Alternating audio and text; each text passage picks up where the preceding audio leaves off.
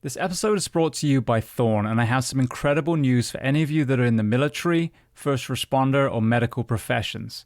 In an effort to give back, Thorn is now offering you an ongoing 25% off each and every one of your purchases of their incredible nutritional solutions. Now, Thorn is the official supplement of CrossFit, the UFC, the Mayo Clinic, the Human Performance Project, and multiple special operations organizations. I myself have used them for several years, and that is why I brought them on as a sponsor. Some of my favorite products they have are their Multivitamin Elite, their Whey Protein, the Super EPA, and then most recently, Cinequil. As a firefighter, a stuntman, and a martial artist, I've had my share of brain trauma and sleep deprivation, and Cinequil is their latest brain health supplement. Now, to qualify for the 35% off, go to thorn.com, thorne.com. Click on sign in and then create a new account. You will see the opportunity to register as a first responder or member of military. When you click on that, it will take you through verification with GovX. You'll simply choose a profession, provide one piece of documentation, and then you are verified for life. From that point onwards, you will continue to receive 35% off through Thorn. Now, for those of you who don't qualify, there is still the 10% off using the code BTS10, Behind the Shield 10, for a one-time purchase. Now, to learn more about Thorn, go to episode 323 of the Behind the Shield podcast with Joel Totoro and Wes Barnett. Welcome to the Behind the Shield podcast. As always, my name's James Gearing, and this week it is my absolute honor to welcome on the show the Fire Chief of Oklahoma City Fire Department, who was also one of the responders to the Alfred Murrah Federal Building bombing, Richard Kelley. Now, in this conversation, we discuss a host of topics, from his own journey into the fire service, the response and rescue operations of the bombing, the ripple effect of that event, fitness standards, recruitment, work weeks, mentorship, and so much more. Now, before we get to this incredible conversation, as I say every week, please just take a moment. Go to whichever app you listen to this on, subscribe to the show, leave feedback, and leave a rating. Every single 5-star rating truly does elevate this podcast, therefore making it easier for others to find. And this is a free library of over 1,100 episodes now. So all I ask in return is that you help share these incredible men and women's stories so I can get them to every single person on planet Earth who needs to hear them. So that being said, I introduce to you Chief Richard Kelley. Enjoy.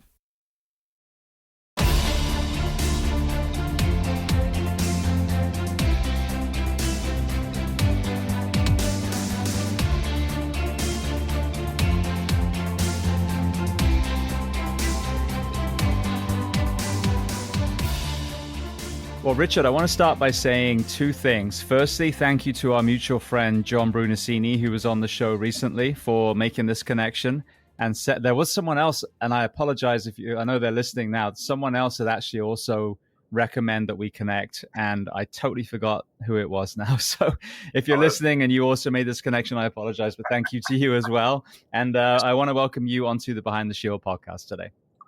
Yes, excited to be here. Thanks for the opportunity. And a big shout out to John. John's a big fan of John. He does outstanding work. Absolutely. Yeah, it was an amazing conversation. All right. Well, very first question. Where on planet Earth are we finding you this afternoon? I'm in Oklahoma City. So, it's interesting. I was born and raised in this area, so I'm sitting right smack dab in the middle of Oklahoma City. Excited after Game 2 of the NBA Finals, where the Oklahoma City Thunder finally got a victory. So we're setting 1-1 in the NBA Finals, and loving every minute of it. Brilliant. Well, you mentioned about growing up there. Let's start at the very beginning of your story then. So tell me where you were born, and tell me a little bit about your family dynamic, what your parents did, how many siblings. Pretty interesting. I was born in Oklahoma City. I've never met my parents, so I was adopted at 3 days old by whom I know as my parents.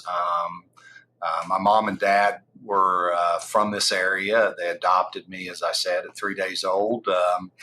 Only child, so had a really good upbringing. Not a lot of money, which that we all know that's not important in life, but enough to sustain. But my dad worked at FAA.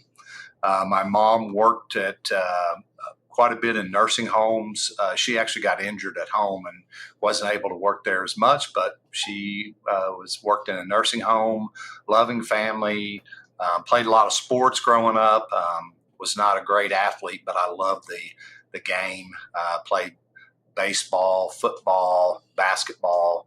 I played basketball in my 40s, and unfortunately I got hurt, but I was in an over 40 league. Probably should have realized that that was telling you you're too old to play. But, family dynamics were really good. Big extended family, but, again, only child. Went to high school at Moore, Oklahoma, which is a suburb of Oklahoma City. Graduated there, started going to college at a small college here in the metro area of Oklahoma City. Didn't really know what I wanted to do. I got lucky to get out of high school, quite frankly.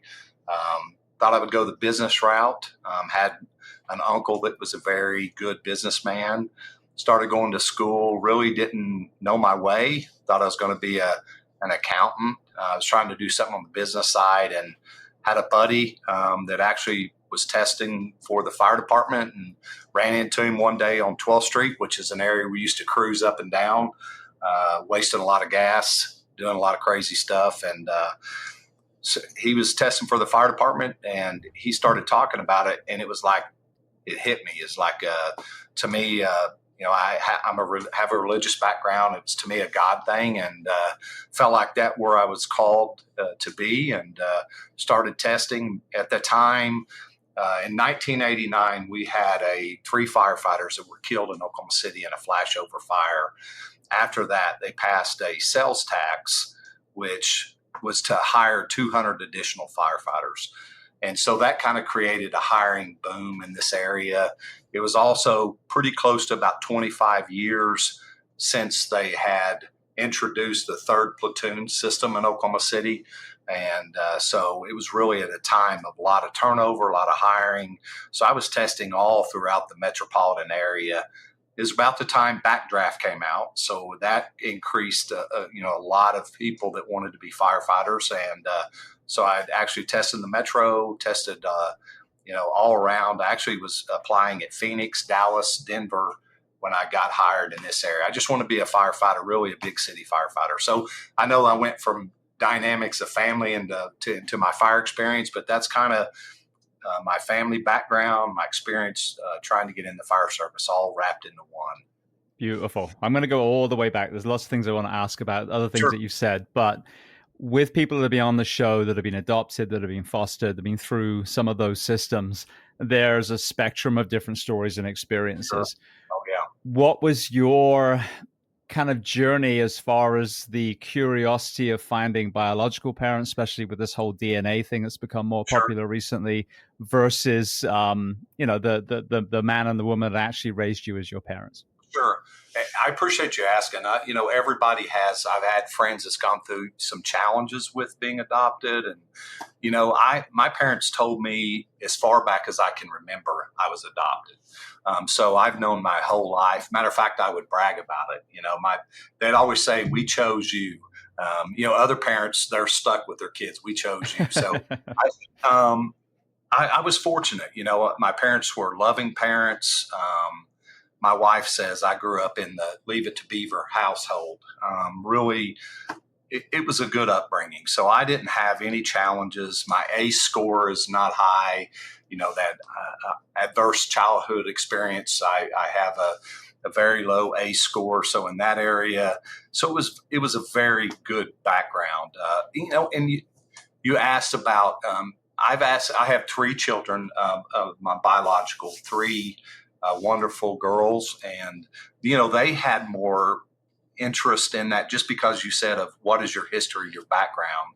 So I had an opportunity. I actually have a picture of my dad, my biological dad, in my phone. He has passed away. But, it's interesting. There's a lot of genealogy out there. I did the 23andMe to find, some of that background, because my biggest concern was the health of my kids. How could it affect them? So I did some testing in that area, but I've never really had that burning desire to find my biological parents. I have probably somewhat of an interest because I was told I had siblings. I would love to see, what do they look like? That's kind of interesting. But for me, pretty blessed that I never had that burning desire to do that. And that was probably because I was fortunate. I was adopted from birth. They took me home at 3 days. My family accepted me as my own. Matter of fact, I have people all the time that say, my dad's passed on, but a lot of people say you had a lot of mannerisms like your dad. And it was interesting. He was, nature versus nurture, but he was not, not blood, but you probably would have thought he was if you'd have been around. So I'm very blessed in that. Nothing bad. And I know everyone has different experiences, different challenges. I was just fortunate that mine was all blessed. That's so great to hear. And I want to get to the ACE score in a little while, because that will factor in, I'm sure, with some of the trauma that you've had in your career. Oh, yeah. Yes, sir. But when I think back, one of the bad examples of finding biological parents was Kevin Bethia, who, if you've ever seen that iconic picture of a man on the Golden Gate Bridge with his back to, the drop, and then there's a CHP officer talking to him, that's Kevin Briggs and Kevin Bethia.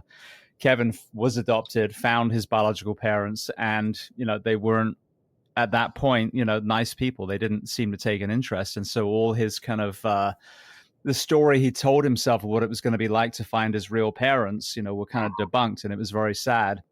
But then I've had a couple of guys, or seen a couple of stories. One of them came on the show where someone had found a sibling, like you said. He was a police officer, and the sibling raised in a completely different environment also became a police officer. And this happened twice, wow. 2 different stories. Wow. So wow. It is interesting, but like you said, it can send you in a number of ways, either positive or negative, sadly. Right. Yeah. I just, for me, it was never that burning desire. Again, I know for others it's different, but I was pretty blessed in that area. Did you have any firefighters or first responders in your family or extended family? So my uncle in my family I was raised in, I had an uncle that was a volunteer firefighter, and I remember going and watching some of the training. So that was very interesting. My grandfather built a fire station. He was a mason, so he built one of the fire stations. So kind of a little bit in that area, but no one really. I was extremely close to my uncle. I was pretty close with, but he was a volunteer, and so. Just being around that a little bit, but not one of those. I grew up down the street from a fire station. So I remember that fire station, always seeing them go out and, just being around it, but never really, in it every day. The 1989 line of duty death, with this 2025 lens that you have now, when you reflect back, obviously you're hearing a lot of it through history, what, if any, were the preventable elements that resulted in those deaths that today hopefully wouldn't happen again? Well, it's pretty interesting. I really try to tell that story a lot. I'm a firm believer it not only changed the face of our organization, it changed the face of our city. Being the fire chief, I'm fortunate I actually have the investigation, the review of that. I went back and actually reviewed that. It was interesting because a lot was hand drawn in the areas they were located at. It was typed up. But I actually have done, when we did the 25-year anniversary of it, the 30-year anniversary of it, I actually talked about it and actually did a Teams chat with the entire department and went over it because I think it's important to know the history of our fire department, where we are today. These 3 firefighters really, I believe, their ultimate sacrifice changed our organization. But, a lot of the things have changed. You brought up how could we keep it from happening today? Well, some of it was just the sheer of their PPE. At the time, we were wearing 3/4 length coats. The pull-up pant, the boots that they wore, day boots, if you will. They had an old low pressure hose for their SCBA. And some of their tactics. They were a very aggressive organization. Matter of fact, it happened at two of our busiest fire stations, and two of the firefighters that died were captains, Captain Jimmy Ayers and Captain Benny Zellner, and firefighter Jeffrey Lindsay. And I'll tell you, I heard a lot of stories about the two officers. One of them was on Squad 21, which is the busiest apparatus in our city. At the time, we only had 5 squads, and we got a squad on every structure fire. So they were seasoned firefighters. The captain that was on Engine 8 was Benny Zellner, and everybody spoke highly of him, how aggressive firefighter he was, a salty firefighter. And then Jeffrey Lindsay was a 2.5, 3-year firefighter, but he was a legacy firefighter. His dad was on the job, was a captain, and his brother was on the job. And unfortunately, they made that incident. So it was very tough. But when you look at that, what happened after that, our city for years, unfortunately, had not passed any sales tax, had not passed geo bonds that we ran. All of these initiatives to improve the city failed. At the time, there wasn't a lot of belief in city government. We're always been a big oil city. At the time, we had some challenges with the oil. Oil can be up or down.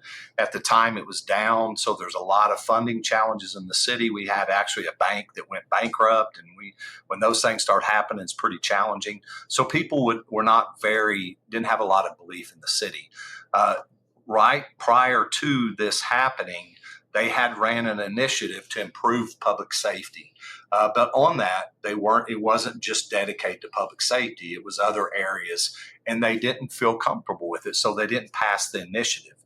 Unfortunately, these 3 firefighters died, and then a petition from leaders within the community, our local, our union, our FOP got together, and they reran it, and it passed. And after that, that passed, it changed the entire complexion of the organization, the city. And then subsequently after that, we passed what's called a MAP sales tax, where we built a new arena, we built a new ballpark. We started seeing these things generate and happen with our city. And then ultimately, they've passed this 3 additional times. We're on the 4th version, where we built a new arena that got the Thunder here. Now we're moving forward with a new type petition to build another arena. I believe the catalyst that I always talk about to our firefighters was the change in our city, not just our fire department and our police department, was those 3 firefighters dying, but the complete change in our city was based off that catalyst as well. Unfortunate they paid the ultimate sacrifice, but I'm very proud that they did not die in vain, that we were able to make changes. I would go back and change it a minute to keep those 3 firefighters alive, but unfortunately that didn't happen, and something good, positive came from that. So we've been able to make a lot of changes, and we study that. I believe because of that, we become a better organization. And speaking to that also, when you have those unfortunate events, at the time, we knew that a lot of our firefighters were Vietnam-era firefighters, or at least our leadership was. So there wasn't a lot of understanding fully of PTSD and all of those challenges. But we did recognize through that incident, we need to bring in some CISM. Back then, they called it CISD, Critical Incident Stress Debriefing. So we were able to bring in a group out of Louisiana, and they came up here and taught us CISD. So out of that, we built our first critical incident stress debriefing team that was a huge factor in play in our bombing to help our firefighters when we went through that traumatic event. And so unfortunately, that happened. It not only changed the face of our city and organization, it helped us to be prepared for what came at a later date. Well, you mentioned as well that the generation aged out that were hired for the 3rd platoon. Well, now as I sit here in Florida, there's a revolution happening of a 4th platoon. Yes, sir. What was it, if you even are aware of this, that even invoked the conversation of a 3rd platoon all those years ago? I'm a traditionalist. I like looking at those things. there's not really a lot of data. I had my first officer when I came on the job was hired. He was the third platoon guy that got hired. And actually, subsequently, his son was my rideout when I was a battalion chief. So we became very close. There wasn't really a lot of, I think it was just traction of where things were moving. There was a lot of, back then you worked 15 days on, 15 days off in a month. It was a one on, one off, one on, one off. It was very taxing. I think as, we were becoming, the call volumes were starting to creep up. I think we were moving more into, we've always been involved in emergency medical response. So we were involved in that area, that era of response. So there was some of that evolving, but I haven't been able to say this is the exact reason, but I know that was talked about of some of the reasoning to move in that direction for that third platoon. I don't think they understood work-life balance back then, but a lot of that was probably to allow more time off so they weren't taxed, so challenged so much in that era. Yeah, it's interesting because as we sit here, have this conversation now, you talk about the lack of support through financial decisions of cities and counties factoring into the ability to staff. We talk about now, again, workload. And if you look at the increase in workload over the last 10 years, I mean, it's a huge spike now. And so it's so interesting talking to you because you've got this lens on not only an organization that moved from 2 to 3 platoons, but also the tragic events that can happen if you don't support the areas around a fire department, which ends up with firefighter funerals. Yes, and unfortunately, history shows that we learn through tragedy.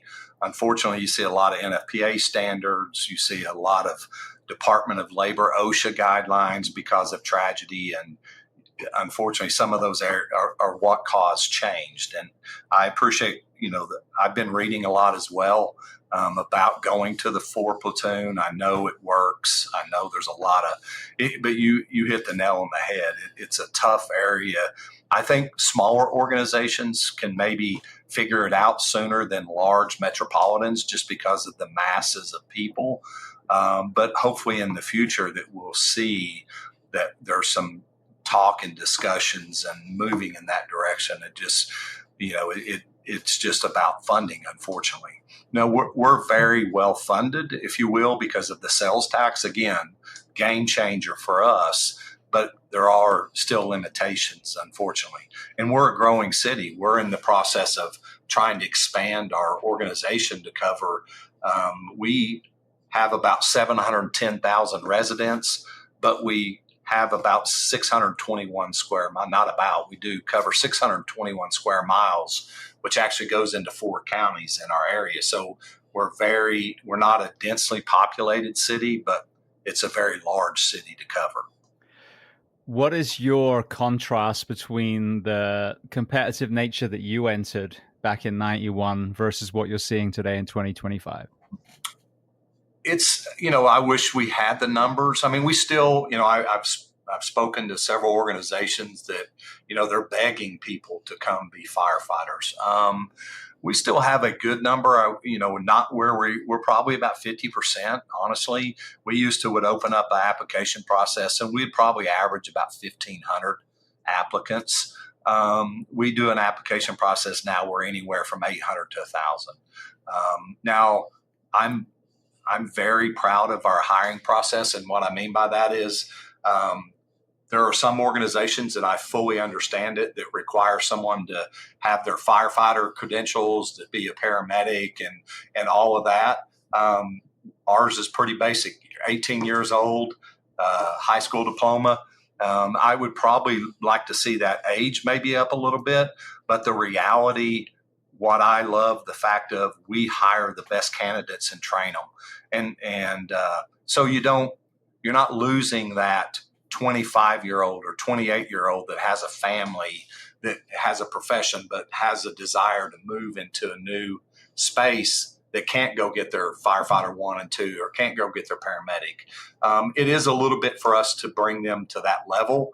But what I've seen is we hire people to our values within our organization, and then we provide the training so we're able to meet that. And it's really kept our numbers up, and it allows us to really recruit to our community and what we look like and how we feel that. So it's funny, I think we all know this as organizations, we always look at other departments and say, I can't believe they do that. That's crazy. And there are obviously best practices, but I think what you have to do is identify for your community, what's the best practice? Because I've seen some outstanding projects and programs that people do that wouldn't work in our community, but we can take and learn from that, maybe adjust it and build a little bit and make it work for our community. And I think that's what we have to learn within hiring, because there are some organizations that couldn't do it. They've got to have trained people to come on board. We're fortunate enough. We run a very robust academy. We spend a lot of dollars sending people to paramedic school. We allow them to go once they get their year on. And we're fortunate. Last year, we had 41 of our firefighters in paramedic school because we really pushed that. It's become part of our culture. And we're able to accomplish it without requiring that of someone coming on with that training. So we're fortunate in that area. So the numbers are not where they used to be, but I would say that we still get the quality candidates. And I know that's challenging in some areas. You mentioned about the age. This has been an interesting conversation recently because a lot of the people I talk to in the kind of neuroscience and mental health space talk about the development of the brain and suggest that maybe closer to PD, that 21 would probably be a better age for the fire service. And I would argue that of all the occupations out there, a firefighter, EMT/paramedic probably sees more horrible stuff than almost any other profession. So when you talk about the age, what is your perception on that? I agree. I will tell you, and this doesn't always equate. A lot of our younger firefighters are legacy firefighters. What I mean is they've grown up around it. Now, just because you've grown up around it doesn't always mean that equates to you are going to be able to deal with this trauma that you're faced. But I do believe that you come into that with the understanding of what's there. But it's still, it's not something I pushed hard on because we don't see very many that we hire that young. And quite frankly, those that we have hired at that have been able to be very successful. But I do also agree. I think there is a part of that. You hit the nail on the head. Science is science. And I think some of that is at 18, they're not fully developed. And there are some areas of that could stunt that or the challenge to deal with the trauma. And so there's a lot of that. I think we have to, we're able to, we used to do a lot of things on feel and what we thought. And now we can do it through studies and reasoning and really be able to make educated decisions. And I think I'm really proud of the fire service that we're moving in that direction. We're partnering with OU right now, doing some studies with bunker gear. We've got a graduate assistant that's coming on from OSU that we're actually contracting with. That's going to be some of our strength and conditioning and other areas, working with our athletic trainer. So I'm proud of that we're using that education piece to really grow, but we still have a long ways to go. Well, going back to your journey into the fire service, obviously there was a very significant event pretty early on, but prior to that, talk to me about your on-ramp experience and any kind of notable calls at that point. Now, you saying about my experience coming into the job? Yeah, exactly. Just those first few years prior to 95. So it's interesting. My daughter, I use this because she and I were so much alike. My oldest daughter's a nurse. And I use example when I really didn't know how she was one of those that if a kid was eating food at school and she could see the food, she would get sick at school. And she had a lot of anxiety in different spaces, but she became a nurse and as she was going through the process, like wiping someone's rear and doing stuff like that, she jumped in and said, I'm doing it because I want to know that I can do the job and I was kind of that way. So it's funny. I use that example because when I looked at something for me, when it was work, it was a challenge. I jumped in and did it. There was no doubt about it. And I think that's what you have to do. And that's how I was as a firefighter. If there was something that bothered me or something I was apprehensive of, I leaned into it. I would make sure that I would jump in and do it. And I was that way as a firefighter. So anything that I was apprehensive about, I leaned into it and pushed that much harder. My first couple years after I decided I wanted to be a firefighter, I kind of talked about that moving in that space. It was like everything about me was about the fire service. I was going to a small college here in the metro. I moved to OSU, OKC, which was a technology school, and they had a fire program. So I was doing my fire associates and fire municipal fire protection. I took the first EMT program they had there. I didn't even really know what it was. They came out this class. It was in 1990. And they said, hey, this is an EMT program. I went to the person that was over the program. I said, will this help me be a firefighter? They said, it definitely can't hurt you. That's where we're going. So I took the very first EMT class they had. So the way I was as a firefighter, I was all in. Everything that I wanted to do was about the fire department. And, when I got the opportunity in recruit school, everything about me was a firefighter. Everything, my focus, probably to a detriment, honestly, with some relationships and how I did things, because everything revolved around the fire department. And I think that's a challenge sometimes. It took me years to undo some of that, and some bad relationships. And part of that I own was because I was so focused in that area. But back then we really didn't talk about trauma and the things that we've seen. And I still remember my first full arrest was an infant. I still remember working that infant in the back of the ambulance, and it was right by a hospital. I remember the street we turned down and everything. But those are areas back then it was part of me doing the job. So I just did it. There wasn't things that I thought about. And I was fortunate, whether it be because of the way I was built, that I didn't have any adverse effects of that. Obviously, as we went later down the road, I'm not afraid to admit that I've had some things that have bothered me, and I've sought counseling, and I'm trying to do things in a positive way to really move forward. But my first couple of years, I was all in. I was all about the fire department. I went to training on my days off. Back then, firefighters worked a day off job. That was just kind of the norm, especially in our organization. When they hired you, they'd say, okay, what do you do? They wanted to know, what was your trade off the job? I had no trades, but I tried about everything. I roofed houses, mowed yards, I framed. I've done it all. But at the end, I finally came back. I want to do something on my days off that helps me as a firefighter. But those first 2 years, I did, focus all in, everything about the job. So walk me through April 19th, 1995. So it was interesting. I was on the northeast side of town, had about 3.5 years on the job. I've done a lot of rescue training. I rode a squad. Back then we had 6 squads. Squads in our city, basically, they responded on every car wreck. Every structure fire got a squad. And they made all the first in medical calls in that district. So it was a pretty active at the time for us apparatus. So I'd done all my ropes training, confined space, extrication. I taught extrication a lot. I did a lot of that, vehicle extrication. So I was, what I thought I knew, I was in the rescue world. But that happened. So April 19th, 1995, I was married at the time to my first wife. And I don't have a bunch, as I've just been married since then one time. But I had my daughter was born. I actually was going to paramedic school. I'd gone to, back then you did EMT basic, intermediate, paramedic. I finished my intermediate class, and then my daughter was born May 27th, 1994. So I took some time off, had a new daughter. I was planning on going back to paramedic school. It was almost a year later. I was looking at that fall to go back to paramedic school. April 19th, 1995, I was off duty that day. Happened on a red shift day. I was a blue shifter, a B shifter. We lived about 40 minutes probably southwest of the city. My dad grew up on a piece of land out in what's called Bridge Creek. I had a house out there, staying there. And it was I look outside here today, very sunny, nice, April day in Oklahoma. It can rain or be nice. It's kind of variable in that area.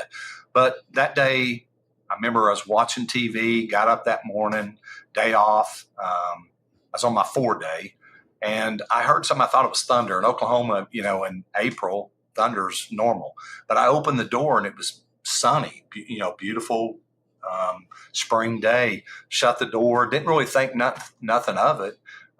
Sat down. Regis and Kathy was on TV. Back then, they were real big. And Channel 9, I still remember, it pops up and they say, hey, something's happened downtown Oklahoma City. We think they've had maybe a natural gas explosion. We've got a helicopter en route. And you can see the helicopter, and the helicopter flew and panned around to the front of the building. And they were going, oh, wow, the whole north side of the building's gone. And I knew right then, I'm like, this was not a gas explosion. I didn't know exactly what it was, but I knew it wasn't gas. So at the time, I was actually working for IMSA, which is the medical provider here in the metro. And back then, everybody would say the fire department doesn't call people back. We just didn't do that. That wasn't a big thing. So I knew that IMSA could use me. So super quick, I think I took a super quick shower, threw my uniform on, and I drove pretty crazy downtown to the post where we would deployed our ambulances. And I actually caught the very last ambulance that was coming out of that post. And there was probably 10 of us on the back of the box. So we go up right on the northwest corner of the building. I remember there's pictures. It took me a while before I found them, but there was pictures exactly who was there, what was there when I got off. And it was the northwest corner of the building. And I remember stepping out of the back of the ambulance, and you hear people yelling, a lot of work going on. But I still remember I was just like, overwhelmed, to be honest, at the time when I saw that, because I had never been on any scene like that. So at that point, there was a couple that I worked with there. They all knew I was firefighter, and they said, hey, they were passing out these orange hard hats. Put on an orange hard hat. Make sure that people are, only let people in and out of this area that need to be. If they need stuff, help them. And, so we went to work, and I never went in the building right there. But people were coming out yelling. They got people trapped.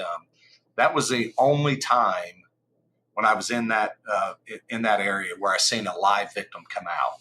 And they brought a lady out, and to this day, I don't know who it is, if she lived, didn't live, but I remember we put her in the back of the ambulance, covered in concrete dust, just covered.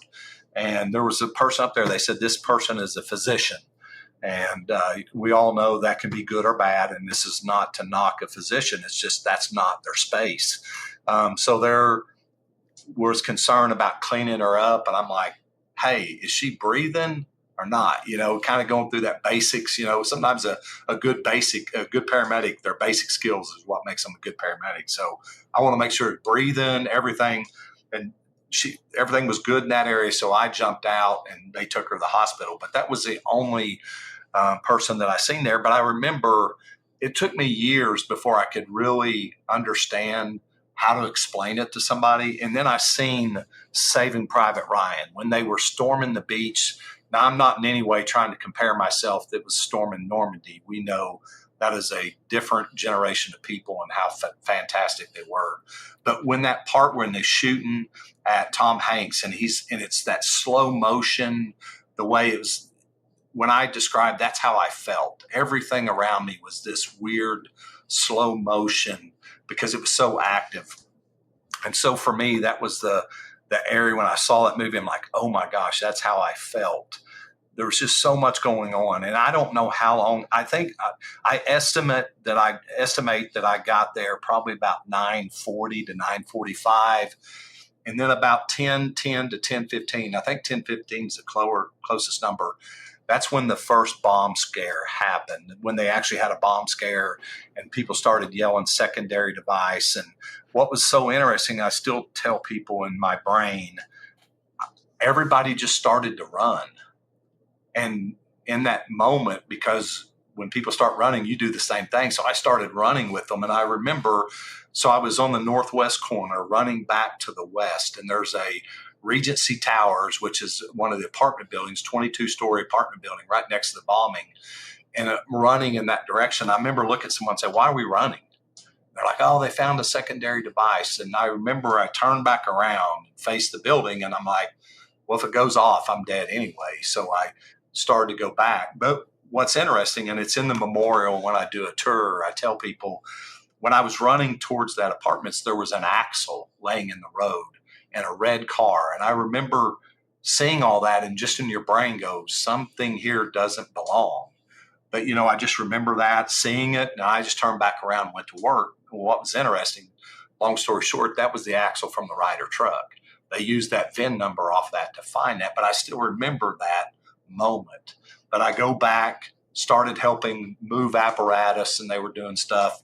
And at that point, they redeployed us to an area of staging, ambulances waiting to be called in.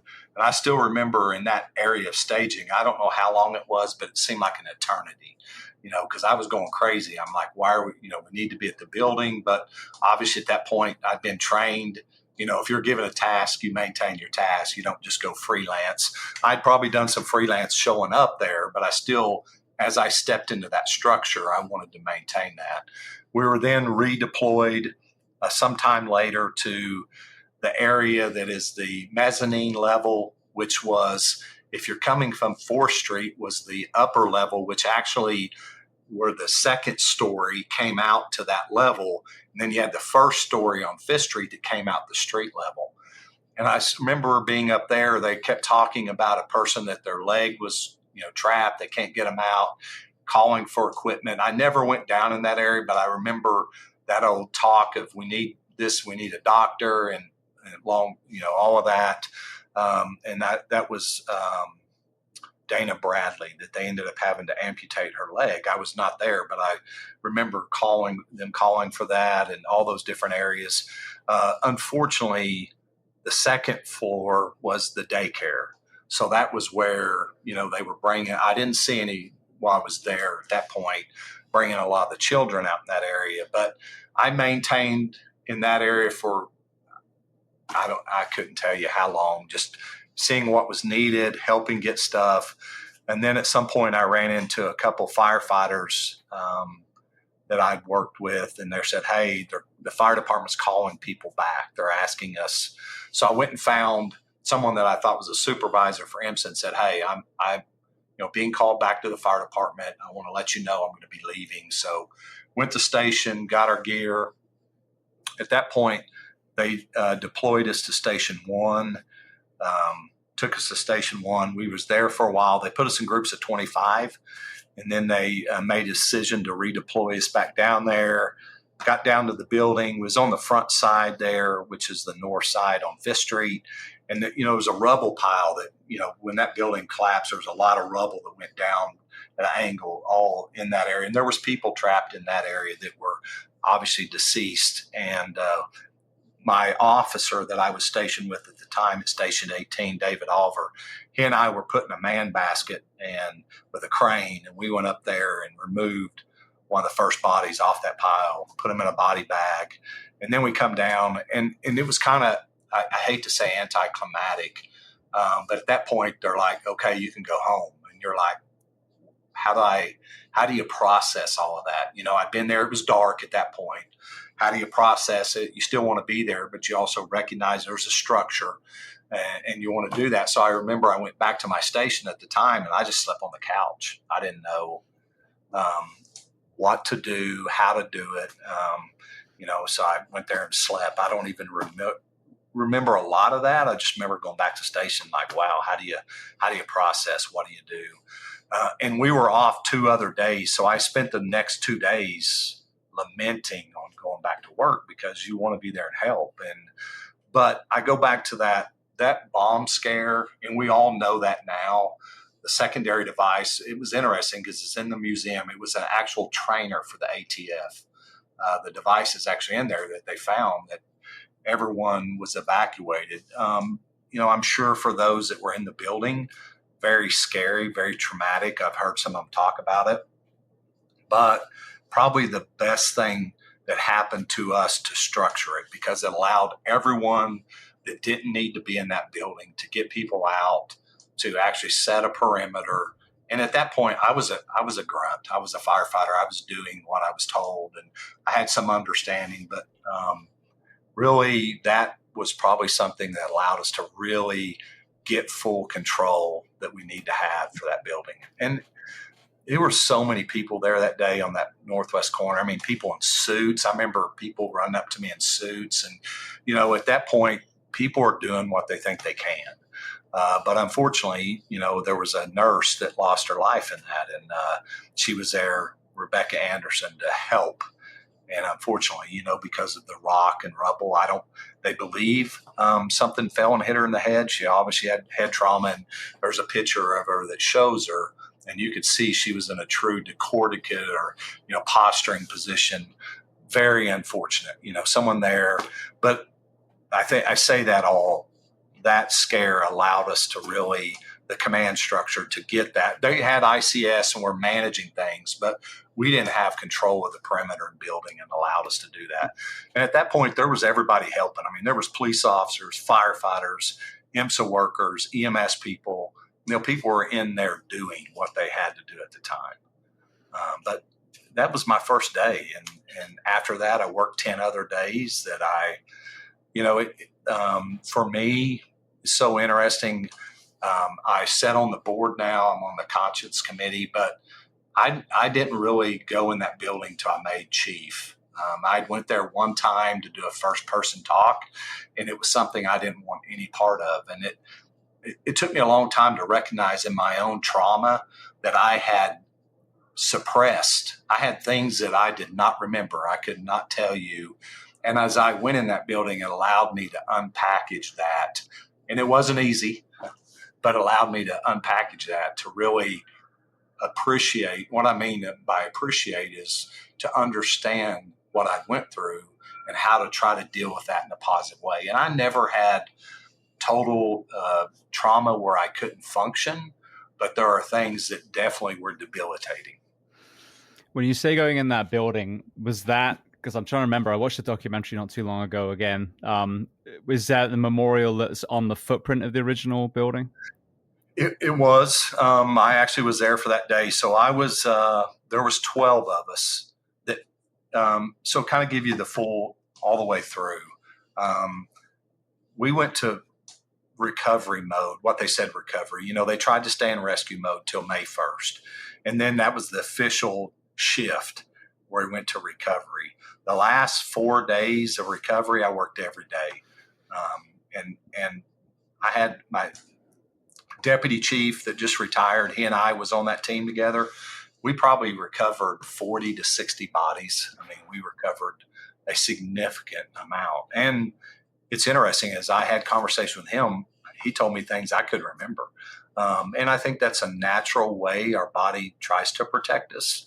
But we also know for some people that protection creates challenge, and, you're not dealing with the trauma. I was fortunate. I never had as I said, I had issues. I mean, I'm not afraid to tell people I've seen a counselor. I still see a counselor. And, it's all of that stuff that we build up.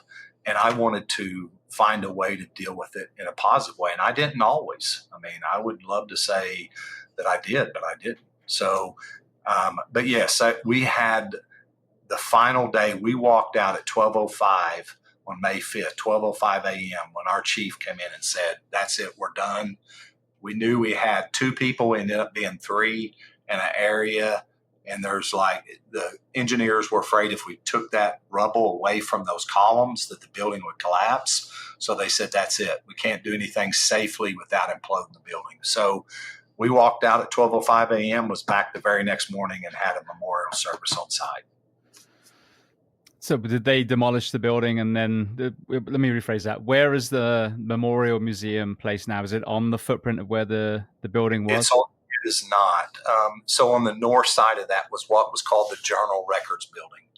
You have the street, which is Fifth Street, that is now the reflecting pool. The south side of the reflecting pool is the footprint of the building. And you can still see the outer wall, On the south side and east side, they still kept that because a parking garage is still there and everything. The north side of that was a parking lot, survivor tree, and right behind the survivor tree was the Journal Records building. The Journal Records building now is what houses the Memorial Museum. Gotcha. Well, going back, thinking pre-mental health conversation, as we touched on before, I would imagine the gallows humor, there was probably some humor found in the fact that the secondary device was an ATF decoy. Were there any jokes about that? Because I can only imagine. I mean, maybe the magnitude of the incident was too much, but I know all the horrors that I've seen in my career. Some of the most crazy little elements were the things that we joked about when we got back. Oh yeah, I don't recall that because I'm not sure at the time we all fully knew what it was. We knew it was, we knew it was a training device. We didn't know as much about it. There was just so much focus around that. And it's interesting. I'll use this analogy. I get to do tours there quite often, and I can tell everyone when we get down to when they get into the investigation of the building and all of that, very well done. The FBI, the city police, everyone together, outstanding job. I remember nothing. And I tell people it's so weird. Once that building was imploded, and I was on site when they imploded it that day, I was on duty and my chief took me down there. I remember nothing. I don't remember the trial. It's like, I don't want to watch it. So, in that discussion, a lot of that, we didn't have that discussion. There was some, and I worked with a couple guys that really, really struggled. And, that was a tough deal. We're fortunate, we had those teams developed. I'm sure we did a lot of things today that we would do totally different today than we did then. We were also fortunate. We had a lot of money. There was about $25 to $27 million that was raised specifically for behavior health for responders, family members, survivors. Because I remember when I made chief in 2017, right after that, 2018, they did a ceremony because they had expended the last dollars from that event, 2017. So we were fortunate. We had some money there. But past that point, there's still people that I'm sure are struggling from that event. Sometimes it's a lifetime. And so there was probably some of that humor. I know that dark humor, black humor that we talk about in different ways. I don't remember that specifically. I would love to. We have a great relationship with the law enforcement officers here, police and us. We get along, but we give each other a hard time. That would be fun to give them a hard time. That was your training device, but it was never really talked about. You mentioned about people struggling. I had Chris Fields on the show and we became friends, and hearing his marriage story, even with him and Cheryl, is absolutely incredible. But one of the things that really struck me, he's got that tragically iconic picture of him holding that dead child from the daycare center. And one of the things he mentioned about just being so debilitating was the anniversary. And all of a sudden, the picture of him holding a dead child is, global again and again. And now, obviously, we just had the documentary. With that element, of course, you want the story to be told. You want to memorialize the dead. You want to, hopefully prevent a tragedy of that happening again. What is the impact of something that was so visceral to you as far as the anniversaries of that incident? It's my wife tells me every year, and I don't really notice it, but she says every year around that time that I have that effect, that it seems like, and you don't even sometimes notice it. You try to do things the same way, but I know it's there. And it does. I worked with Chris, so he was actually my officer. And I worked for him in 1999, so after the effect, and you would have never known it. He was a bubbly person. I knew him when he made chief and came down as our communications chief. So I appreciate, I've talked with Chris a lot, and, I've seen him do his talk. I appreciate number one, that he's been able to overcome that.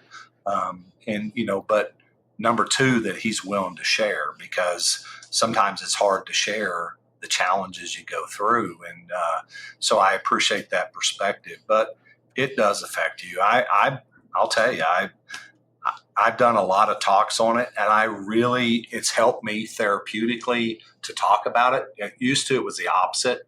You kind of suppressed it, but it's helped me to talk about it. And everyone has to learn what works for them. Some people want to talk about it, some people don't.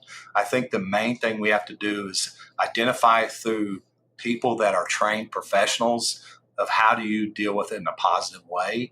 But I had some challenges. I was going to speak in New York about it, and I spent all this time, getting prepared. I was going to do a keynote speech, and then I listened to Chris. We had our OKC Foundation night. Chris spoke at it.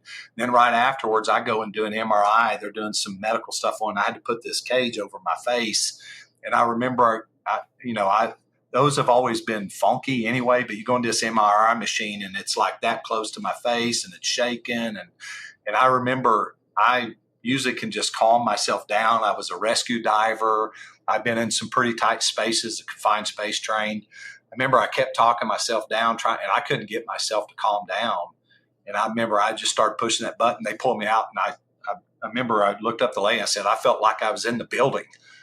And she's like, look at me. She didn't have a clue what building is talking about. But I had all of that I'd been preparing a speech, listen to Chris talk and all of that. It hit me all at once. I was like, I can't do it, and then I said, let me try again. She put me back in. I said, I can't do it. I had to stop. And, they later actually gave me a Valium, and I was able, but I had that on my mind, and it hit me, it was one of those right in the middle of it. I'm just like, I can't do this. So I think this is what's really interesting. A couple of things. Firstly, the post-traumatic growth element. I think that's such an important part of the conversation where, when you're able to find your own personal toolbox, which is the other part of the conversation, like no one thing works for all of us. It just doesn't. But the hope that you will be more resilient on the other side, I think, is what we need to be hearing, everyone talking about, not the sad stories and, I'm going to live with my PTSD, air quotes, like that. I really feel like, okay, not everyone can get past that, but most people, there's even more growth that you haven't quite got to yet. But I think that, no, please jump in. Well, I think you hit the nail on the head. We keep saying PTSD. We all have PTS. We need to figure out how we have post-traumatic growth and not become a disorder. Now, I also want to say this too, because I think we attach labels to things. Just because you have PTSD doesn't mean you're broken, doesn't mean that you can't survive, can't function. It means you need to recognize it. Just like if someone had cancer, you need to recognize it and treat it. But there is life after cancer, and there is life after PTSD. So I think we are, and the reality, we've got to all embrace the fact that if you're in a line of field that we do of fire, police, EMS, nursing, all of these different things, and there's others. I'm not trying to just say that you're going to have post-traumatic stress. It's part of it. And we need to build resiliency factors, how we grow from that and do things in a positive way and where we get through that. And when we don't, when we have struggles, there's ways to deal with that and try to get better, and look at that in a positive way and not let it become a disorder. Now, I'm not saying you can't, that it never happens, but we need to look at that and be able to grow from it. Well, the other thing I think that a lot of people miss when it comes to our profession is early life, struggles in early life. And as you touched on ACEs, which I thought was brilliant, adverse childhood experience score. I've had several people tell me that on average, first responders and military have an ACEs of about 6, and so do incarcerated personnel. So you have people that have had, struggles in there earlier. Some of them are able to find the right path. And I would argue the only thing missing between right and wrong is that positive mentorship from a collection of people along the way, or good parenting, of course. Right. But with that post-traumatic growth, having those struggles when you're young, absolutely, I think, forges the kind of person that is going to be a good first responder, good, soldier, whatever it is. But if left unaddressed, it becomes a crack in our foundation. And so I think acknowledging that rather than the MMPI, which I did numerous times to get hired, which I've discovered through this podcast was never supposed to be a standalone test for someone to be able to good first responder or not. But is understanding, like, if you've walked through the door and put your hand up and said, I want to be a first responder, there's a good chance that there were a set of circumstances that led you this way. And even for yourself, I mean, a lot of people, even though you had this nurturing, loving upbringing, there's that little voice in the back. Why wasn't I good enough for my original parents? And you hear this a lot. So I myself was in a house fire when I was 4, almost died, almost got crushed by a wall a few years later, horrible parents, divorce. So there were things, but I also grew up on a farm. I had animals, I had nature, I had clean food. My dad was a veterinary surgeon, so he healed animals. So equally and oppositely, there were these abilities to start processing the trauma. So I think this is a really important part of our conversation, is understanding at the front door, not only for mental health, but also for performance, that as much as we do PT, mental fitness should also be part of the conversation. If you have very little to offload, then great. You just created a relationship with a counselor that as you progress through, and God forbid you have a, Mara building experience, then now you can immediately know who you're going to see. But more often than not, if you do have things that haven't been addressed before you put the uniform on, right at the beginning, you can start talking about those and processing them. And I think that is the conversation that will lead a lot more of us into that post-traumatic growth side. I totally agree. We're blessed that we have an LCSW that works for us, behavioral health specialist. And we've had a lot of conversation, and that's what she's brought up is, we need to be looking at these ACE scores, some of these different scores, and not from a fact of saying that you're not fit to be a firefighter, but hey, you have this background.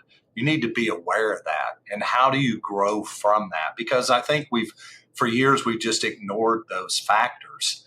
And the reality you brought, many times, because someone may have been through some hurt or some challenges, they want to help others.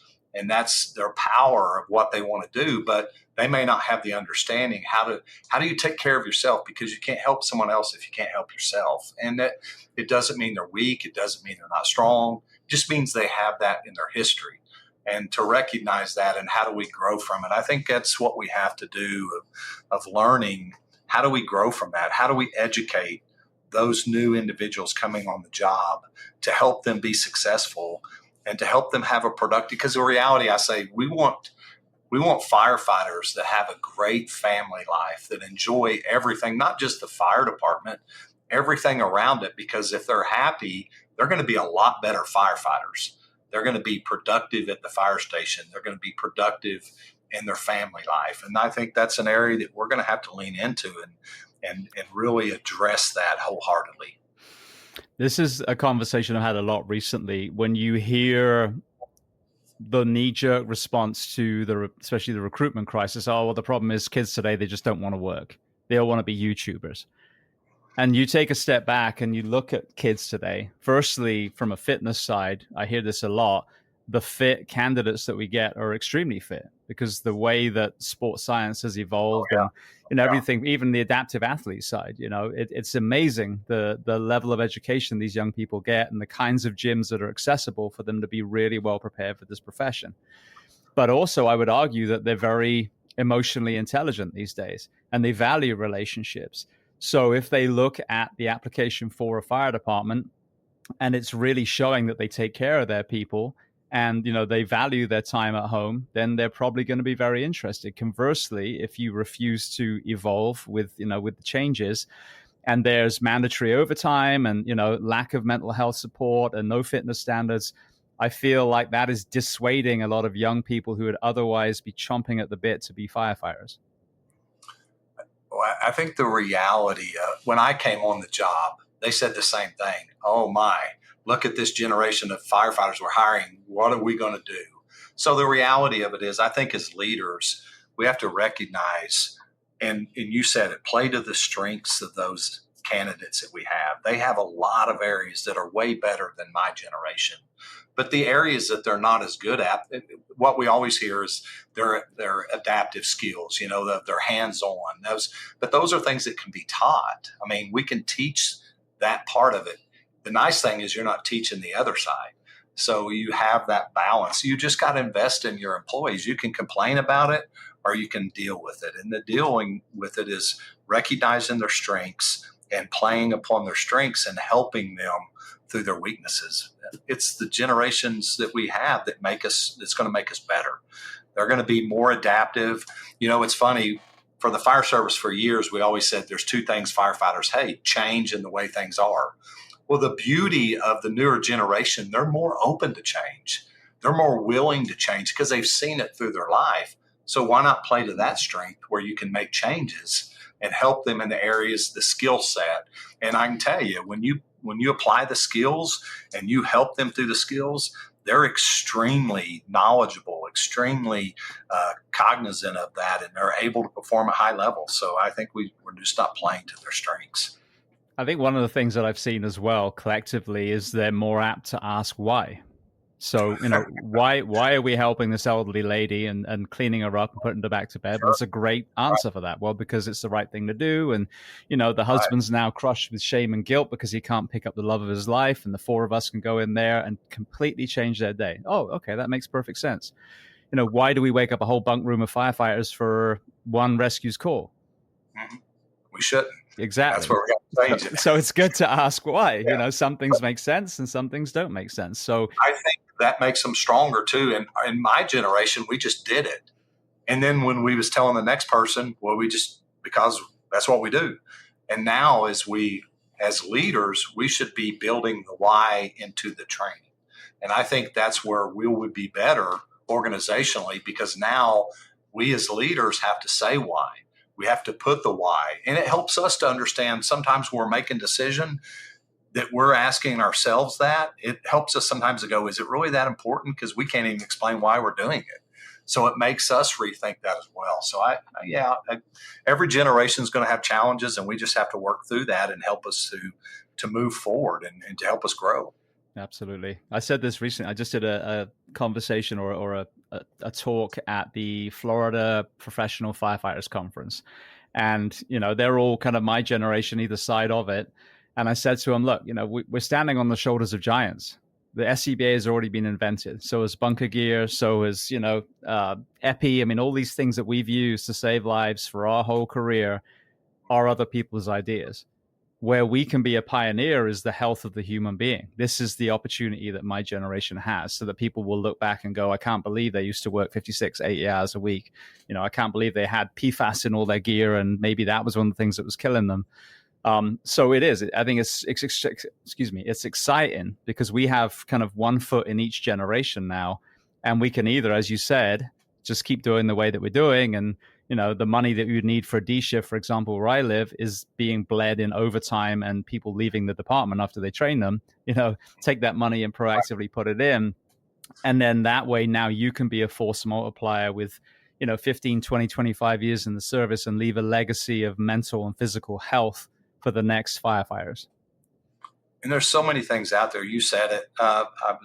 We had a wellness committee meeting this morning, and just excited for opportunity. Like we, in our last recruit class, we introduced what's called an H drop system. I don't know if it's a hydration.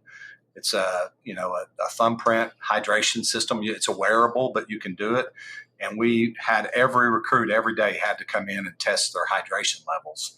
And it allowed us, and we didn't see any heat-related injuries through the entire recruit class. So we used that system. We now are rolling it out to the stations. And it's very cost effective. I think each device is about $250 a piece. And we're going to put those at all our fire stations in that. And, and this is not anything earth shattering. For the next recruit class, we're going to put everybody in whoops. So now they'll be able to see, we want to be able to not just heart rate variability, but they can see their hydration levels. We want to start talking to them about their sleep and start educating them on their sleep patterns and how they're doing that. And so hopefully we can, build a new generation of coming out of recruit school. And I would love to change the entire department, but we also know we need to start foundationally and then come back to that, because as we continue that in our foundation, we can continue to improve the health and well-being of our firefighters going forward. That's really interesting. I haven't heard of that technology before, but I've seen a few deaths recently, line of duty deaths of young recruits that have, literally, I mean, like in their 20s, that have come back from whatever training and then just dropped dead. And again, I don't know if that was an underlying cardiac issue but I mean, we all know that dehydration can, if not cause, and certainly aggravate a pre-existing condition. And so I think we're all learning together. But I think you hit the nail on the head. We're fortunate. We have those things that's already been codified. That's part of our organization. And so how do we build on that and continue to improve and look at technology and look at things that we can improve our organizations? So we were talking the last time we spoke. I had Danny Long on the show, who's an Oklahoma State trooper and spearheading an amazing fitness and wellness initiative in your state. Talk to me about the fitness side, fitness standards, or any other side on the tactical athlete element of your firefighters. So, that's one. We use the WFI initiative, Wellness Fitness Initiative, that is developed by the IAFF. So we run everyone through that every year. What we have, we're fortunate. We do physicals on everyone every year, and they go straight from their physical and do the WFI standards. So they go through that process. And then we have peer fitness trainers in the district to try to improve, if those areas that they're lagging. In that, we're fortunate we have an athletic trainer that spearheads a lot of that, and we're continuing to grow the program. We do have a mandatory non-punitive workout, which means you're required to work out an hour and a half every day on the job. And that's the area of how do we continue that space. We still have a lot of growth in the areas that we need to improve in that. We don't have minimum requirements, but we do have aggregates, so we can look that everyone pretty much is in that space where they're able to do the job. Plus they're physical. They can check them off when they do their lung capacity and everything through that process. In that, we do ultrasounds, abdominal ultrasounds, thyroid ultrasounds for cancer screening, heavy metal blood screening, some other things. And I'm wanting to expand that even more. We've been reaching out to South Metro Fire in Colorado on their CTA scans that they do, the heart scans, and really trying to learn from that. And they've been phenomenal. And I'm not afraid to do R&D, which I call rip off and duplicate. So if they're doing something good, we'll just put our name on it and learn from it. But so we're in that space. I'm excited to see. I'm hearing that new NFPA standards are coming out with some minimum VO2 max and some recommendations on that processing and what people and categories are. I do like, you talk with John and MFC and managing fire company it has some certain levels of fitness. And I know Phoenix uses that as well. And we've looked at that modeling system. We're still working through some of those challenges of, people online and offline. But really overall, we focus on the fitness area of providing the carrot instead of the stick attitude for fitness. The 90-minute workout, is that on shift? Yes, sir. How do you cover that? Do they go to the call if they get a call, or do you actually put them out of service? They have to go to a call if they get a call. But we don't, like some departments have a certain time frame between this time. We allow the officer to manage that in any way they see fit. They do track that. We do have an app that they put in their fitness that they do every day. And so we try to build that into part of our organization. We kind of have a saying, every day is a training day, every day is a physical fitness day.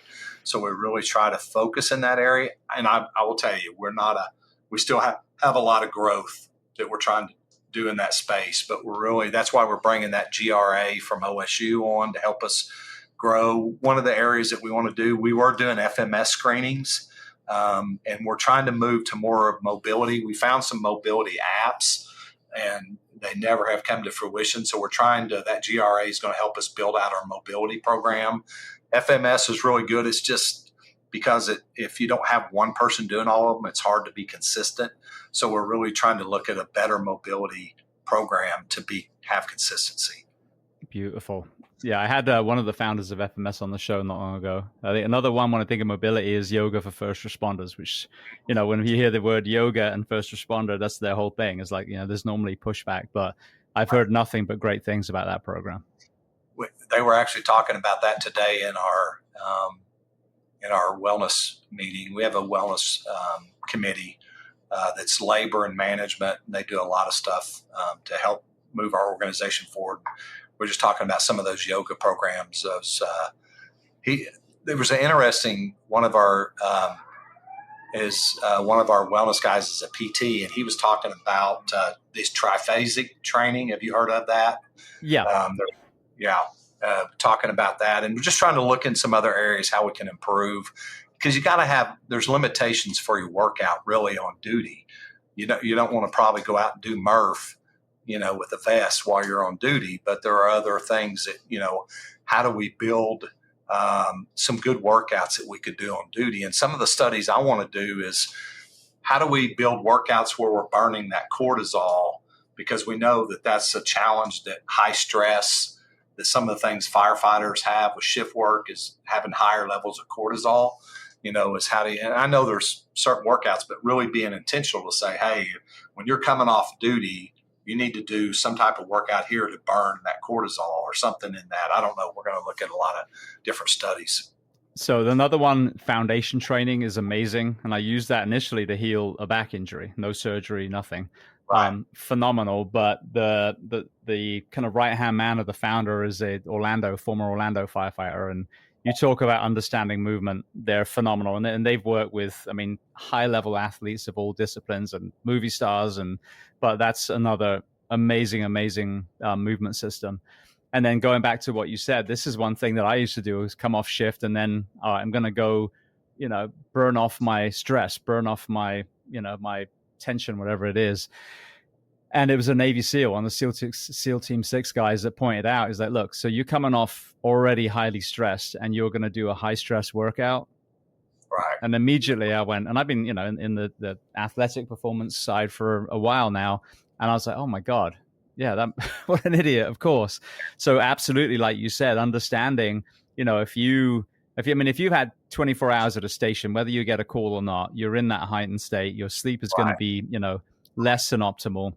That next day should be a kind of low intensity workout.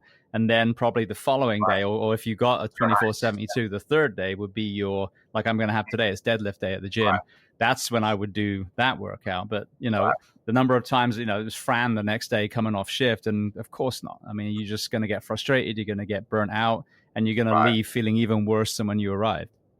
But I think that's why we have to educate our firefighters, just like you said, of, maybe a longer, consistent workout, just a basic workout when you come off your shift. But I think that's that education piece, just like you said, of not a high stress workout, but something to burn that cortisol, in a way that's an even kill type workout. Absolutely.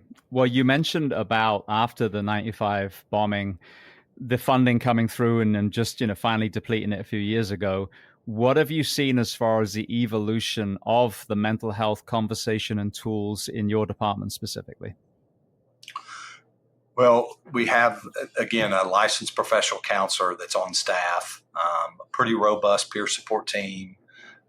We have a chaplain. So we are constantly pushing that. We have a family support team. We have a retiree support team in that. So we do things in that space of really educating. We do the normal stuff like most departments. We have a potentially traumatic event where they can push that on their record management system and we can track those. So a lot of that is the openness of space of conversation. But we also, everyone's different. I'm not here to tell someone. We still do diffusings if we have a pretty significant event. We do a lot of follow-up. We're very active in that. We do, with our recruits when they come on board, we do reoccurring family support nights, talking about that. So I think everything that we do, we're trying to be intentional of putting that space in the space of how do you maintain behavior health. And our wellness team is also a wellness committee. It's not just about physical health, it's holistic health.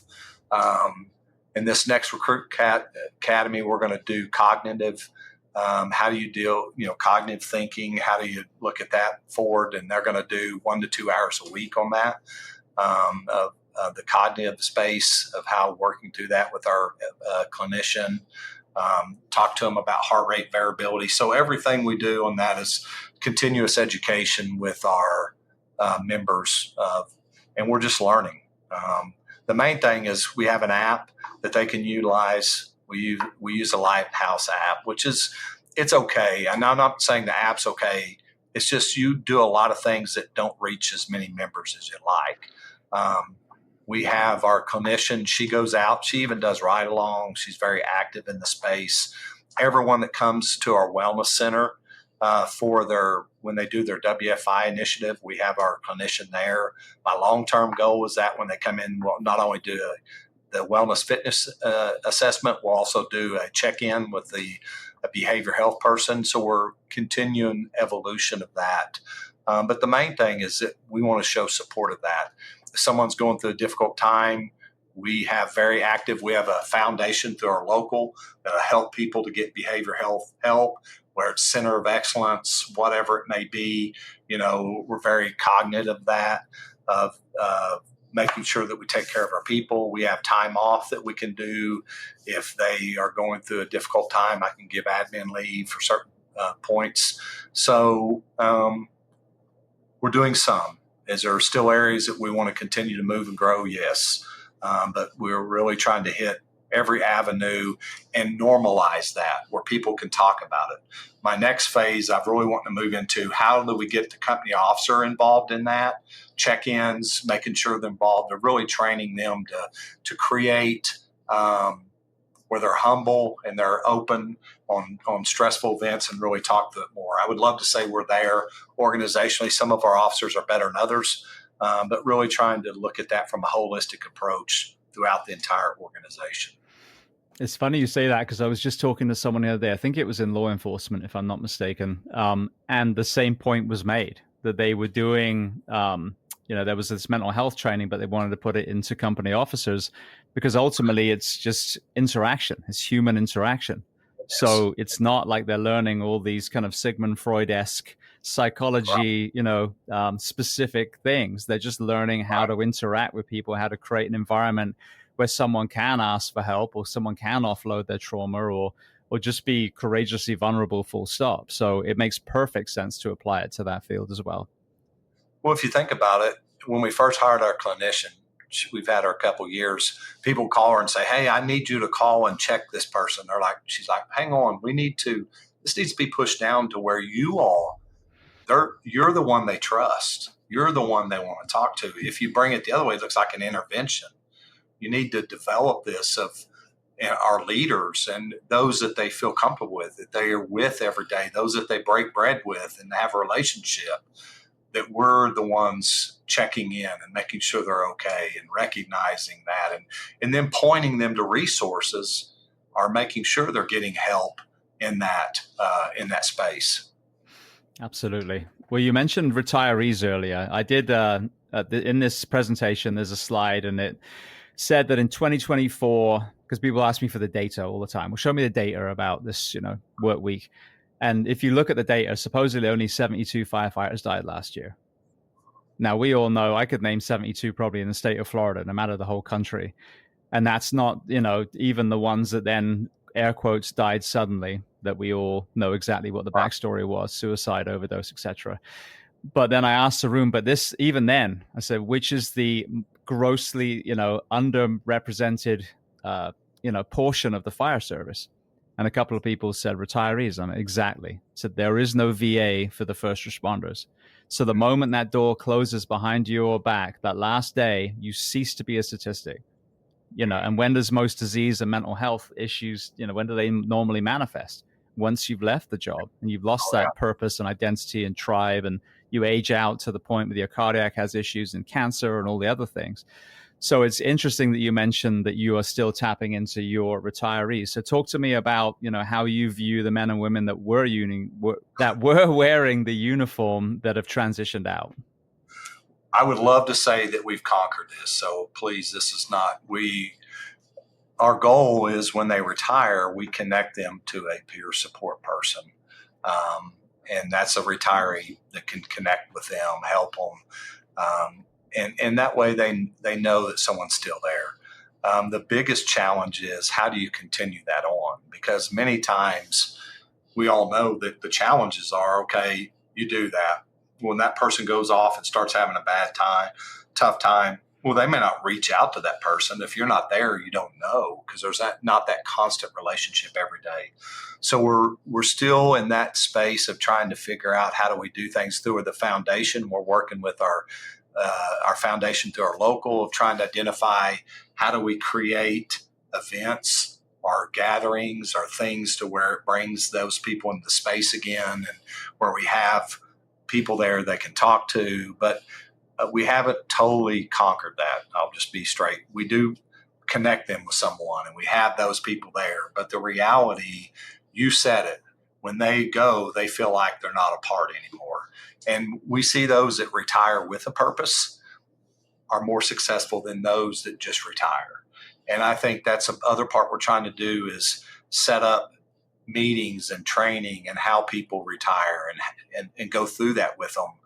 But it's a very difficult, because as in every case is someone going through a challenge, they have to want help. It's the same thing for someone retiring. They have to want to hear that, because it's tough. But we're still learning from that. But we do connect them when they retire to a peer support person that's a retiree that's been there. But it's still, I'm just saying we haven't fully conquered that, but we're working through that to try to identify ways. We have partnered. There's ODP officer program that's actually set up by a police officer here in. He was an Edmond police officer, and it's designed when people retire to help them if they want to seek employment afterwards, because a lot of fire and police retire at a younger age that still have time left. And so that program, we're using the leadership of that program to do some training if our people are interested.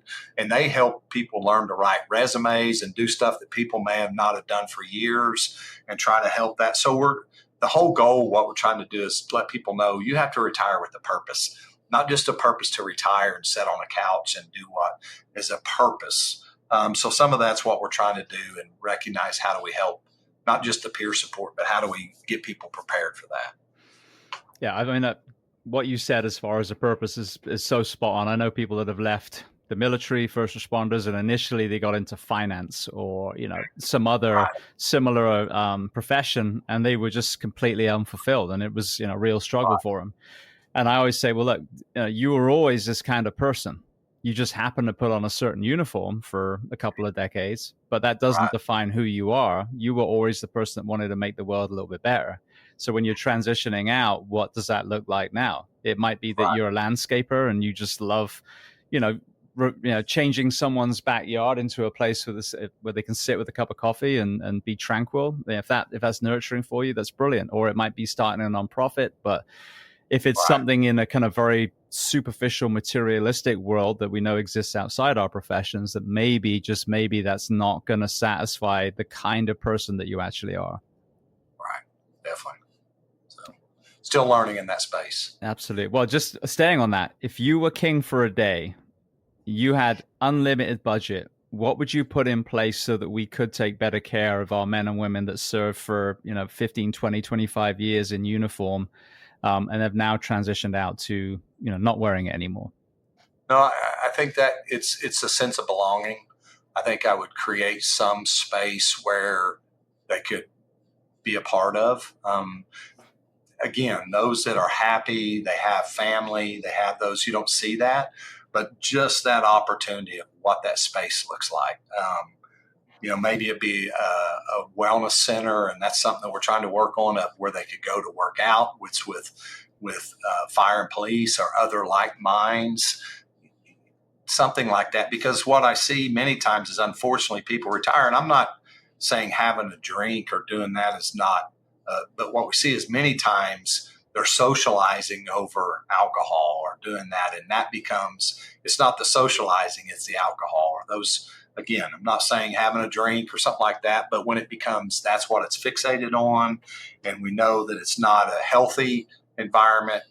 But I would like to create, if I had all the money in the world, some space. I'm a gym guy, so I think I would create this huge gym that is open, and not just gym. There's other opportunity because not everybody's into fitness, but a gym centric that has other things in there, wellness type center that was for police and fire, retirees, and everybody, because I think it helps sometimes of being connected to those who are still in the job to feel like you're a part of it. So that big space, that would be something in my mind. Now, I could be told by someone that has a lot more knowledge and experience, but if I was king and I could do it, that's probably what would be big for me, to create that space. And then do events where people could be invited, and families. I think that sometimes we isolate the family from us, is maybe make it that open environment for families. I've had people say as well, just bringing retirees back in for training. For example, you got all these young Oklahoma firefighters now having people that were at the bombing. What were the takeaways? What were the things that went wrong, things that didn't? I mean, we lose so much knowledge and experience, especially now. I mean, with this crisis, people are leaving sooner. So it's becoming a younger and younger department. So, of course, some people will move away and it won't be applicable. But if you've got local firefighters that will come back and help teach, vehicle extrication or whatever the things are, they just feel a little bit more connected, and you're learning from, a veteran firefighter as well. Definitely. All right. Well, speaking of that, I want to hit one more area, then we'll do some closing questions. Since 1995, I know you've been involved with the technical rescue side as well. What has been the lessons learned? Not that anything was done poorly, because obviously that was completely unprecedented, but what has been the evolution from the tech rescue side from a city that was so involved back then? Well, we created an urban search and rescue team. I was fortunate to build that here. It's a state team, but I think we learned in that one of the things I'll just tell you that can happen anywhere. That was one of the things I can tell you just in the space of, I think people think it has to be a huge city somewhere, New York City, LA, it can happen anywhere. But I think what we learned and what I feel from the bombing was not just in the tech rescue space, but you need to go out and learn. We send a lot of people. We go to FDIC. We go to a lot of conferences. We send a lot of people out because I think if you live in your own environment, a prophet has no honor in their hometown. We go out and look and bring that back in. And so I will say, especially in the tech rescue space and other areas, we go out and learn. Go out and look what's there, best practices, learn from that, and come back and challenge our practices and say, is there something we could do better? So that is an area we've learned, and we have to be prepared. We do a lot of deployments. Even though we're a state team, we've been deployed outside the state a lot. We've been to a lot of hurricanes, a lot of other areas. It's just being prepared. I think the preparedness side of that, of being prepared for whatever may happen, has been big for us to learn. What about tornadoes? I was talking to someone the other day about that. It's something that we hear less of. Obviously, a lot of my guests are on the East Coast. Hurricanes, as you mentioned, are a big thing for us. What are the idiosyncrasies, or maybe even some of the biggest events that you've responded to when it comes to that specific element of Mother Nature? Well, we are well versed in tornado response. Unfortunately, we've had, the May 3rd, 1999 was the highest wind speed ever recorded on the face of the earth at like 325 miles an hour that came through our city. 58 lives, I believe, were lost, not just in Oklahoma City, throughout that event. Unfortunate.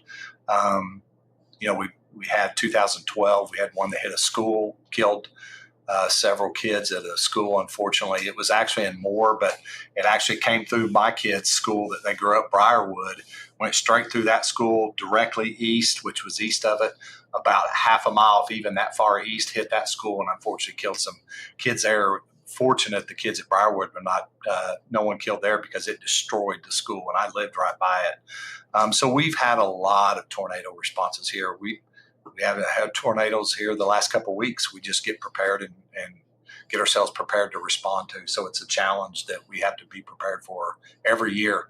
We live in what's known as Tornado Alley. Even though it's shifting a little bit, it's always been Tornado Alley. So we're always prepared for it. Brilliant. I appreciate that. All right. Well, then going to the closing questions. The first one I love to ask, is there a book or are there books that you love to recommend? It can be related to our discussion today or completely unrelated. One that I always, for me, it's all-time go-to is Angela Duckworth's Grit. It's one of my favorite books. I relate to it a lot.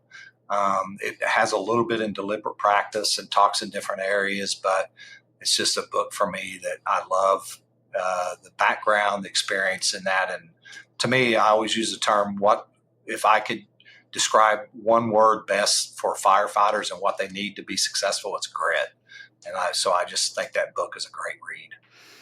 With the academy, what is your perception of setting the bar high? And the reason I say that is what I've seen as far as camaraderie and cohesion. I've worked for 4 different departments, 4 different kind of orientation/academies. Right. The ones that set the bar extremely high, in my opinion, forged a very, very close-knit class and just prepared me much better for the fire service. There are areas around the country now where we're seeing that bar being brought down further and further for a kind of, in my opinion, fictional belief that if you lower the bar, you'll get more people. So when grit is your favorite word, talk to me about how high you set the bar at the front door in your department. Well, I'm fortunate. Our training staff are phenomenal. And I'm not just saying this. I think if anybody came, I think we run one of the best recruit academies in the nation. They are always looking at how to improve. And we all know we could create things where people are not successful. And what I love is they look at that, kind of the military style. How do you, it's not break them down, but how do you build that? We call it forge. Our training ground's called the forge. And that's how we forge. And it's part of our value statement, forged by integrity and professionalism. And to me, they build that in everything they do. And I think what we do is you don't lower expectations. You help them achieve those and set why they're high, and you hold that expectation. And I think it creates within your organization foundationally how you can build and improve. If you lower the standards, then you're lowering the standards of the entire organization. And I think you don't want to set them so far off the mark no one can meet them, but you want to stress how high they need to be to really have people excel and meet that. And then they're going to be appreciative of that. And Court Smith, who's our training coordinator, he's passionate. That's the whole reason he went down there. He was a company officer in the field, and he wanted to build that. And we have continuous training staff that come in, work with him to support that. And they are really focused on raising the bar. What I've seen in my career, and I'm interested to get your perception of this, is when departments are known to have a high standard, that attracts the right kind of person. And you do have lines around the building. And then conversely, the opposite happens. What's your perception of that? 100%. Now, I believe there's a lot of, in the metro here, there's some really good departments that they have a high bar for their academy. So, to me, iron sharpens iron. But I firmly believe in that you have to have those high standards. And when you hold them those, again, if they don't want to come to your organization because they think it's too hard, then I always will shake their hand and thank them for where they're at, but we're glad. I don't want you to come to our organization because you think it's going to be easy. I want you to come to our organization because you know you're going to be the best of the best. We have a saying, and the chief prior to me said this. He says, you work for the best fire department in the nation. If you don't believe that, you're in the wrong place. And that's the way they should feel when you come in. It's not a knock against another organization, but you don't believe you're at the best organization, you're in the wrong place. You need to go find that. Absolutely. All right. Well, then we talked about books. What about films and documentaries? Any of those that you love? It's funny when you say I'm probably one of those. I just watched The Gladiator 2.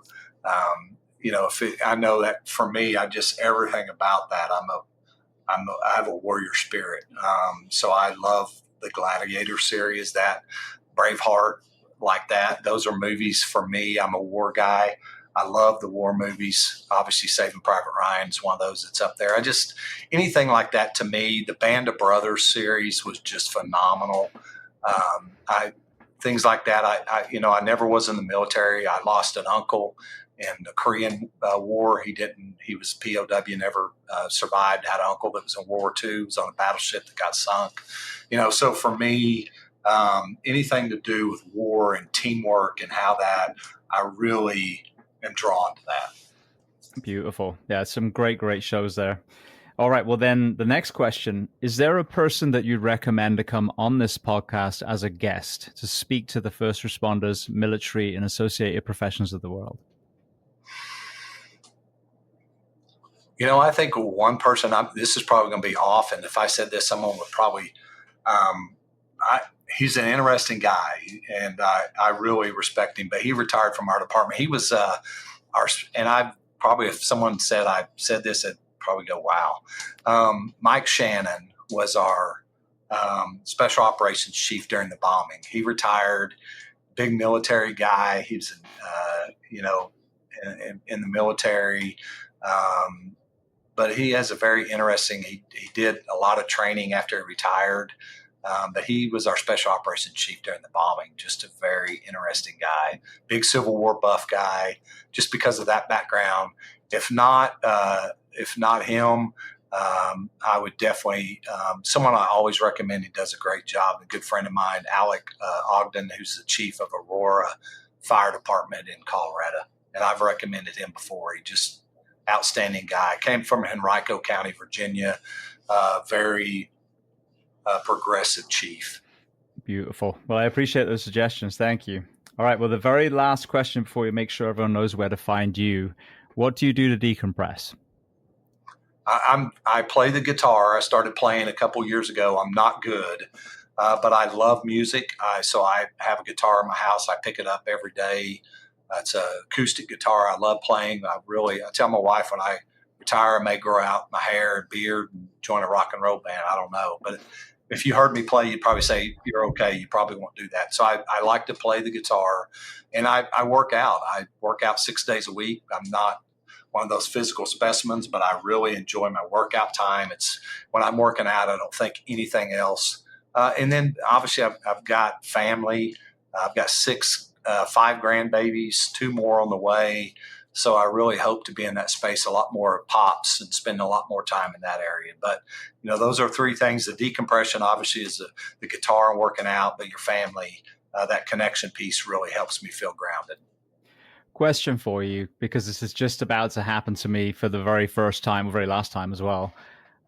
I've talked about all these different layers when it comes to mental health and challenges, but one that I really didn't think about until my son basically became a senior was when you pour yourself into your children for 18 plus years, and then one day they walk out the door. Yeah, it's tough. I mean, it's tough. I always say this, and this is the good thing. Your kids always grow up. They never leave. So they're always going to be around. It's just different. It's just a different space. Absolutely. Yeah, I'm going to do a video on that because I think that's another layer. If people are already starting to struggle a little bit, and then they've got that. Yeah. All right. Well, then for people listening, if they want to reach out to you, where are the best places to learn about you or do that on social media? I'm on LinkedIn. That's the only social media I have. LinkedIn, you can reach out to me, Richard Kelley, and then you can email me, okcrescue, the number 8 at gmail.com. It's the easiest way. It's not it's my personal. So it's okcrescue8 at gmail.com. Brilliant.